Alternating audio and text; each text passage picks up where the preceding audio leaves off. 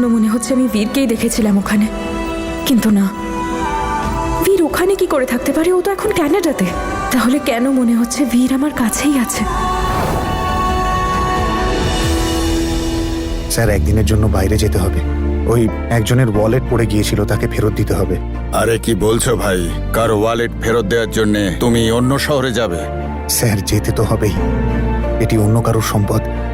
আর টাকা পয়সা ছাড়া এটাতে ওনার ইম্পর্টেন্ট ডকুমেন্টসও আছে, যেমন ওনার ড্রাইভিং লাইসেন্স, ক্রেডিট কার্ড, আধার কার্ড, সবকিছু আছে। উনি অনেক সমস্যায় পড়তে পারেন। আমি জানি আমার কাজের অনেকটা ক্ষতি হবে, কিন্তু আমি কাল সকালের মধ্যেই ফিরে আসবো, পাক্কা। ঠিক আছে, যাও ভাই, একটা ভালো কাজ করে এসো। আর এই বাইকের চাবিটা নিয়ে যাও। কিছু কিছু মানুষ তোমার মতোই হয়, যেমন সামনে সাচ্চা তেমন ভেতরেও সাচ্চা।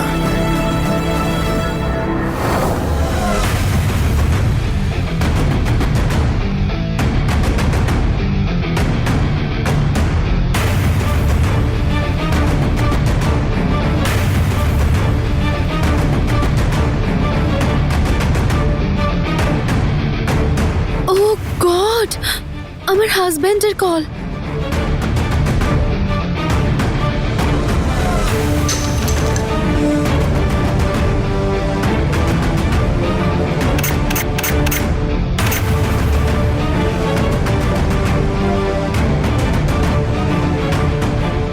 মিস জাসমিন,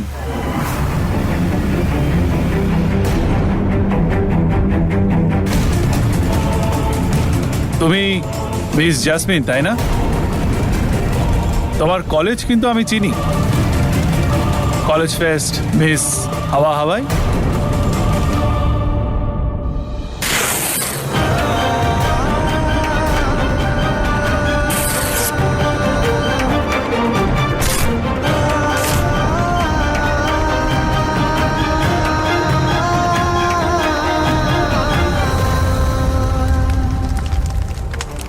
নিজের কৃতকর্মে একটা শিশুর মনেও ঘেন্না তৈরি করে দিয়ে গেছে।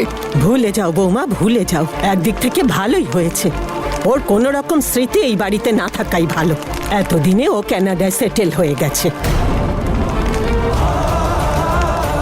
বীর আমাকে ঠকিয়েছে বাবা, ও আমাকে কোনো বিয়ে টিয়ে কিচ্ছু করেনি।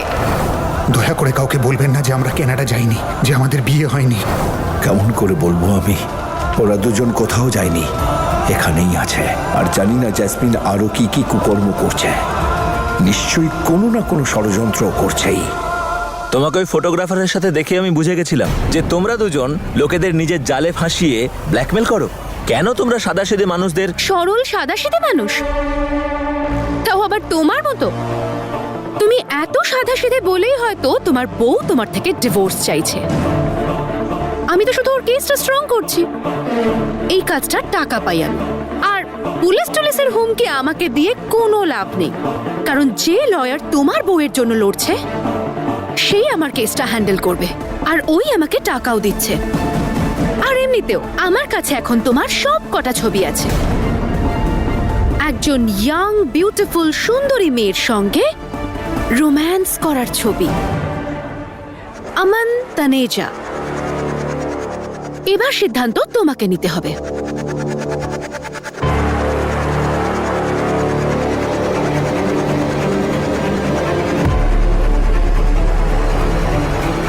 স্বপ্ন আর প্রতিশোধ, এই দুটো জিনিস মানুষকে দিয়ে সবকিছু করাতে পারে। তোমার কাজ তো করে ফেললাম, কিন্তু একটা কাজ এখনো বাকি আছে, আর সেটা তোমাকে করতে হবে। কি কাজ? একে দেখো, এর নাম হলো তনু সন্ধু। এখন হয়তো সবাই তনু সন্ধুকে তনু সিং মান হিসেবে চেনে, তবে আগে আমার কলেজেই পড়াতো, যেখানে তুমি চিফ গেস্ট হিসেবে গেছিলে, লেকচারার। তো আর একে তোমাকে খুঁজে বের করতে হবে। এ আশেপাশের কোন স্কুলে বা কোন কলেজে পড়াচ্ছে, আর যখনই তুমি কোনো খবর পাবে সঙ্গে সঙ্গে আমাকে খবর দেবে।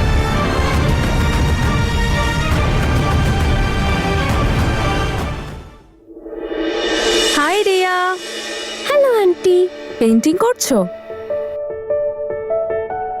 এই ব্যাডম্যানটাকে? পপিন্স। কেন রিয়া? পপিন্স সব সময় প্রমিস করে কিন্তু কখনো সেটা পূরণ করে না। আর আজ তো অফিস থেকে আসার সময় আইসক্রিম আনবে প্রমিস করেছিল, কিন্তু এখনো তো অফিস থেকেই আসেনি, তাই আমার রাগ হচ্ছে। তাহলে তোমার রাগা একদম ঠিক। যদি কেউ আমার প্রমিস ভাঙতো আমিও রাগ করতাম। তাহলে কি তোমাকেও কেউ আইসক্রিমের জন্য প্রমিস করে আর সেটা পূরণ করেনি? আজ আমরা লাঞ্চ করছি তো একসাথে, দেখো ওয়েট করিও না। আমি একাডেমিতেই থাকবো, তোমায় ওয়েট করতে হবে না। তনু আন্টি বলো না, তুমি কি তাকে পানিশ করেছো? না, আমি তাকে পানিশ তো করিনি, কিন্তু হ্যাঁ আমি নিজেকে বুঝিয়ে নিয়েছি। কি করে? এটাই যে আমি অন্য কারোর জন্য নিজের মুড কেন খারাপ করব, তাই আমি নিজেকে চিয়ার আপ করলাম। সেটা কি করে? ডান্স করে। ডান্স করে? হ্যাঁ, তুমিও তোমার মুড ভালো করতে চাও?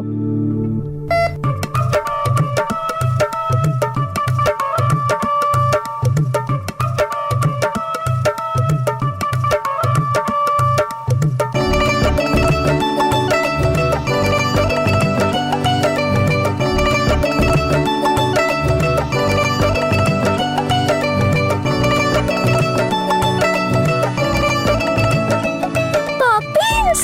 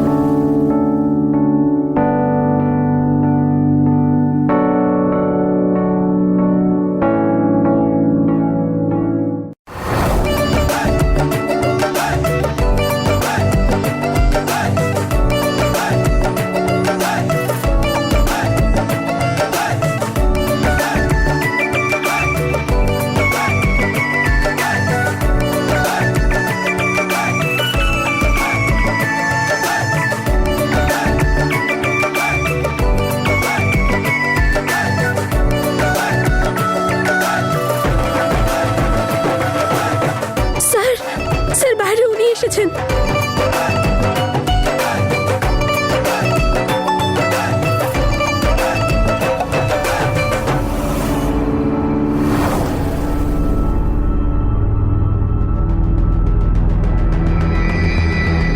পপিন্স, তুমি মিউজিক কেন বন্ধ করলে? আস্তে কথা বলো, আস্তে। আপনি উপরে যান, উপরে যে ইমার্জেন্সি গেটটা আছে সেটা দিয়ে আউট হাউস চলে যান। পরিষ্কার করো তাড়াতাড়ি। অঙ্গদ, কিন্তু হয়েছেটা ম্যাডাম, কি? আমি সবকিছু বুঝিয়ে বলবো, আপনি প্লিজ ওকে নিয়ে চলে যান। পপিন্স, ও আমায় নিতে এসেছে।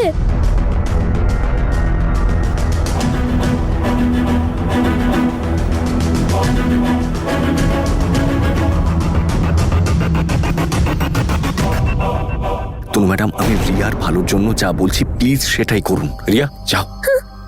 আমি সব অঙ্গদ, বলবো, কে আপনি এসছে? প্লিজ উপরে যান। বলবেন প্লিজ, কিছু? প্লিজ।